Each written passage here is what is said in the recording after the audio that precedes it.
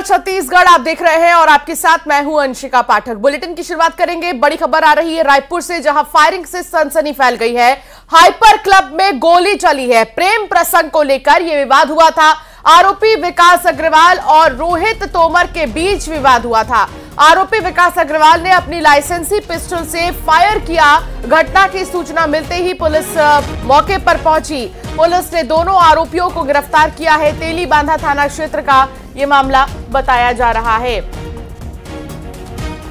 तो पूरा मामला फायरिंग से जुड़ा हुआ है और जिस तरीके से दहशत फैलाने की कोशिश की गई फायरिंग कर, पुलिस ने दोनों आरोपियों को गिरफ्तार कर लिया है।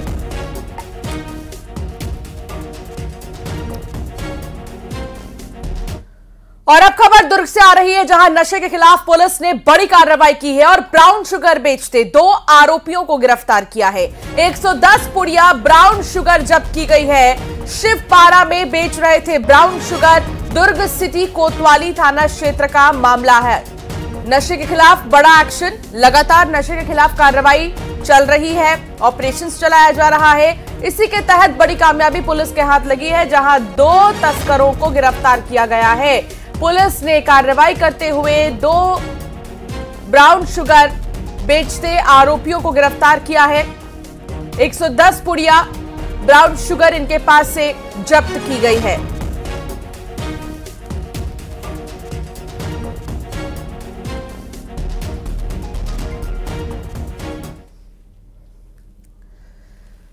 धमतरी में अवैध खनन जोरों पर है। सलोनी ग्राम पंचायत में खुले आम अवैध खनन हो रहा है। चेन माउंटेन मशीन से खुदाई चल रही है। प्रशासन के नाक के नीचे खनिज माफिया अवैध धंधा कर रही है। खनिज विभाग पूरे मामले से फिलहाल अनजान है। धमतरी का यह पूरा मामला, अवैध खनन जोरों पर है। सलोनी ग्राम पंचायत में खुलेआम अवैध खनन हो रहा है।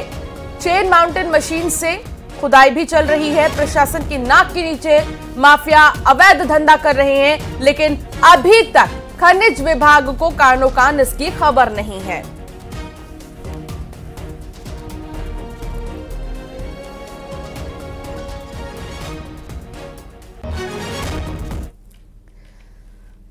जांजगीर चांपा से बड़ी खबर आ रही है। महानदी पावर प्लांट का घेराव किया गया है। प्लांट के भू विस्थापितों ने घेराव कर दिया है। प्लांट के गेट पर ताला लगा दिया गया और सैकड़ों किसानों को अब तक मुआवजा नहीं मिला है। मुआवजे की मांग को लेकर प्रदर्शन किया जा रहा है और प्रदर्शन के बाद पुलिस मौके पर पहुंच गई है। जांजगीर चांपा से यह खबर, जहां महानदी पावर प्लांट का घेराव किया गया है और प्लांट के भू विस्थापितों ने घेराव किया है। प्लांट के गेट पर ताला लग चुका है। किसानों को अब तक मुआवजा नहीं मिला, जिसको लेकर भी लगातार मांग की जा रही है। ये महानदी पावर प्लांट की तस्वीर आपको दिखा रही हैं और ये वो लोग जिन्होंने घेराव किया है कुछ मांगों को लेकर, और कहा गया कि जब तक मांगे पूरी नहीं होंगी इसी तरह यहां पर बैठे रहेंगे। किसानों को अब तक मुआवजा नहीं मिला है, इस बात का भी आक्रोश है। हालांकि महानदी पावर प्लांट का घेराव की तस्वीर आपको दिखा रही हैं। किसानों ने प्रदर्शन किया है महानदी पावर प्लांट में और कुछ मांग है इनकी।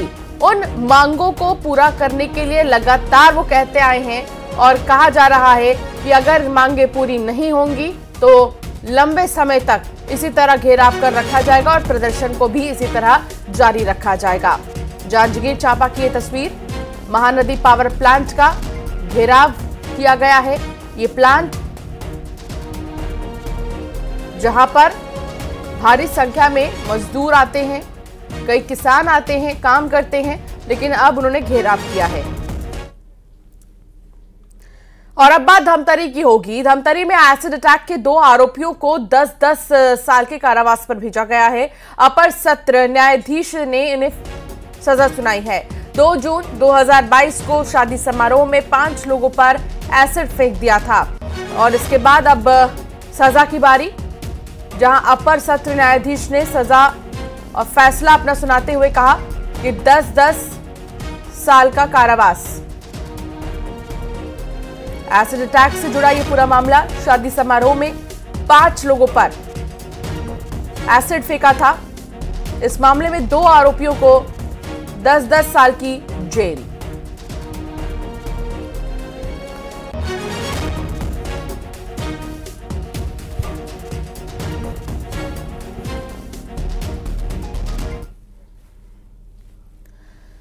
अंबिकापुर में बुजुर्ग के 50,000 रुपए चोरी कर लिए गए हैं। रुपए निकालने बैंक पहुंचा था बुजुर्ग। आरोपियों की तलाश में पुलिस जुटी हुई है। सीसीटीवी की मदद से पुलिस जांच पड़ताल में जुटी है।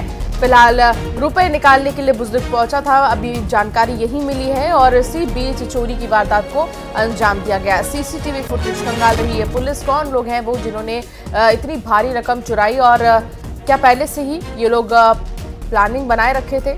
ये तमाम ऐसे सवाल हैं जिनके जवाब पुलिस खंगाल रही है और आरोपियों की तलाश में जुटी हुई है।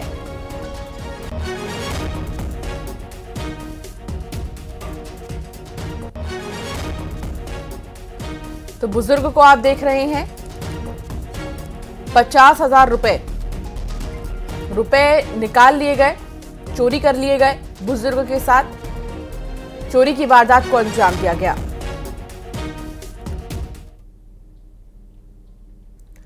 लोकसभा चुनाव के लिए बीजेपी की तैयारी तेज है। फरवरी के अंत तक सभी विधानसभा में कार्यालय खोलेगी भारतीय जनता पार्टी। निचले स्तर के व्यक्ति तक पहुंचने की रणनीति है। क्लस्टर प्रभारियों को कार्यालय सौंपी गई है।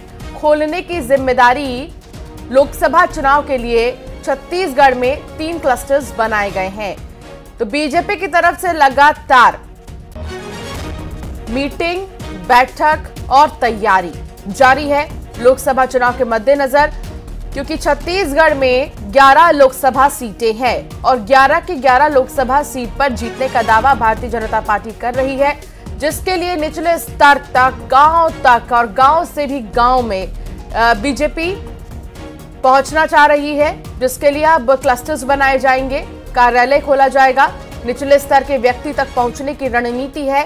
क्लस्टर प्रभारियों को कार्यालय सौंपी गई है, इसकी जिम्मेदारी सौंपी गई है और लोकसभा चुनाव के लिए छत्तीसगढ़ में 3 क्लस्टर बनाए गए हैं, जहां से पूरे अभियान की और लोकसभा चुनाव की तैयारियों को मॉनिटर प्रभारी करेंगे। मिशन 2024 भारतीय जनता पार्टी का, जिसमें कि 11 की 11 लोकसभा जीतने का लक्ष्य है, लोकसभा सीट जीतने का जो लक्ष्य है बीजेपी का, उसके लिए क्लस्टर प्रभारियों को जिम्मेदारी सौंपी गई है कार्यालय को लेकर कि कार्यालय खोले जाएं और यहां पर मीटिंग और तमाम चीजें हो, ताकि निचले से निचले स्तर तक के व्यक्ति तक पहुंच बनाई जा सके।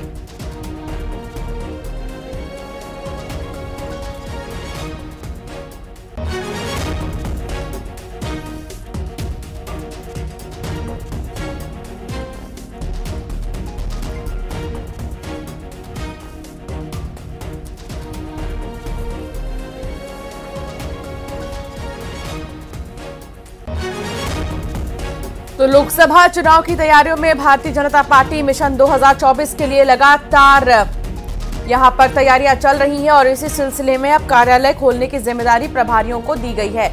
तनु वर्मा सहयोगी साथ जुड़ गई हैं। तनु, बात करें अगर भारतीय जनता पार्टी की, तो मिशन 11 पर, मिशन 24 के तहत अब 11 सीटों पर लोकसभा की नजर है भारतीय जनता पार्टी की, लेकिन उन 11 लोकसभा सीटों तक पहुंचने के लिए कार्यालय को तैयार करने की जिम्मेदारी भी दी गई है। क्या जानकारी आपके पास? कितने क्लस्टर्स बनाए जाएंगे, कितने कार्यालय यहां पर बनाए जाएंगे और इसका उद्देश्य क्या होगा? तनु, क्या अब तक मेरी आवाज आ रही है? तनु से संपर्क नहीं हो पा रहा है। आपको बता दें कि मिशन 2024 के मद्देनजर बीजेपी तमाम तैयारियों में जुटी हुई है। आगे बढ़ेंगे और बात करेंगे कांग्रेस की। आज फिर शुरू होगा कांग्रेस की तरफ से न्याय यात्रा। रायगढ़ से शुरू होगी राहुल गांधी की न्याय यात्रा। गांधी प्रतिमा चौक से न्याय यात्रा शुरू होगी। राहुल गांधी रोड शो करेंगे और करीब 2 किलोमीटर का रोड शो होगा। प्रमुख चौक चौराहा पर सभा को संबोधित करेंगे राहुल गांधी। तो लगातार न्याय यात्रा में राहुल गांधी एक जिले से दूसरे जिले पहुंच रहे हैं और आज फिर से कांग्रेस की न्याय यात्रा शुरू होगी। रायगढ़ से शुरू होगी राहुल गांधी की न्याय यात्रा।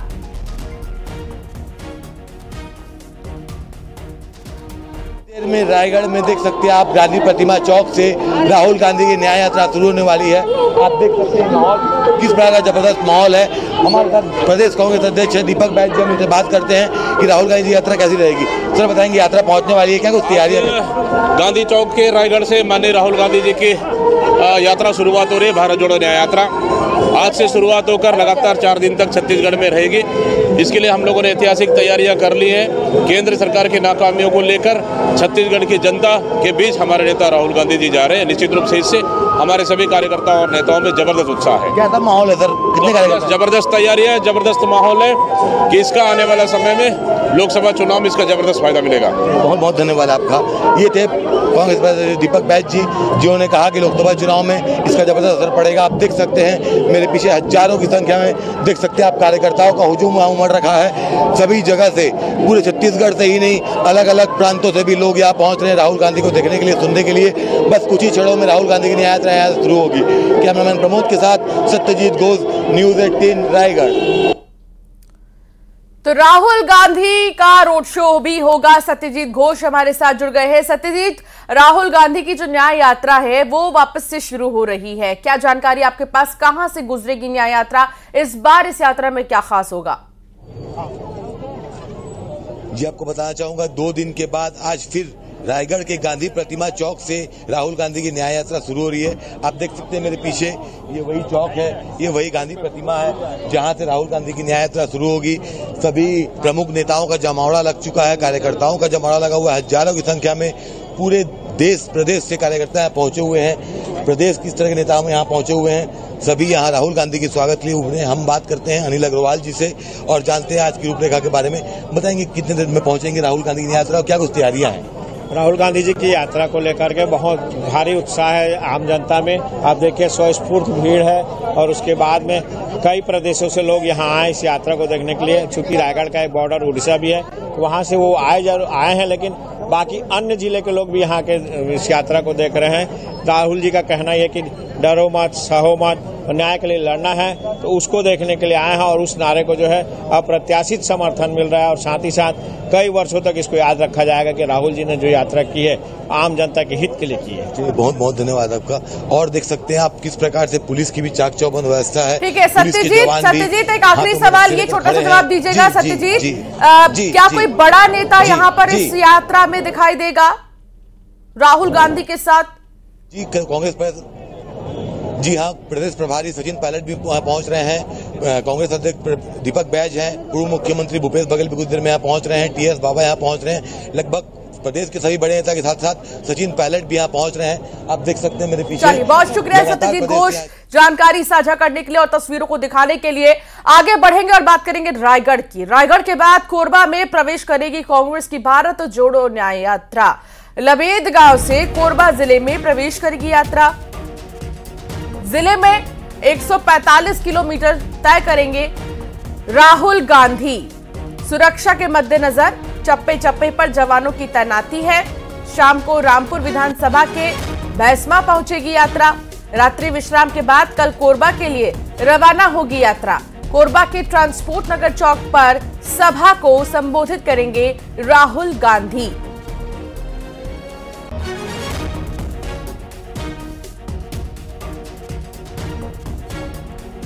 तो रायगढ़ से कोरबा में प्रवेश करेगी राहुल गांधी की न्याय यात्रा और सभा को संबोधित भी वो करेंगे।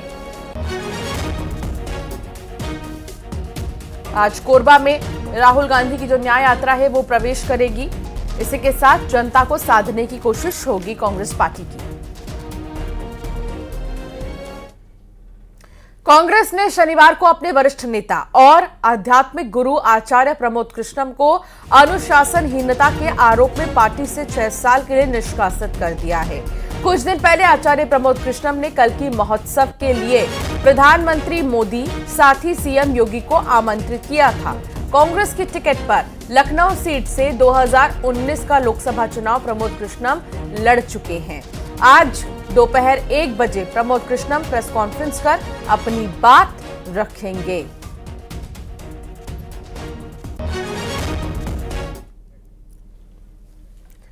यहां रुकेंगे एक छोटे से ब्रेक के लिए। खबरों का सिलसिला आगे भी जारी रहेगा।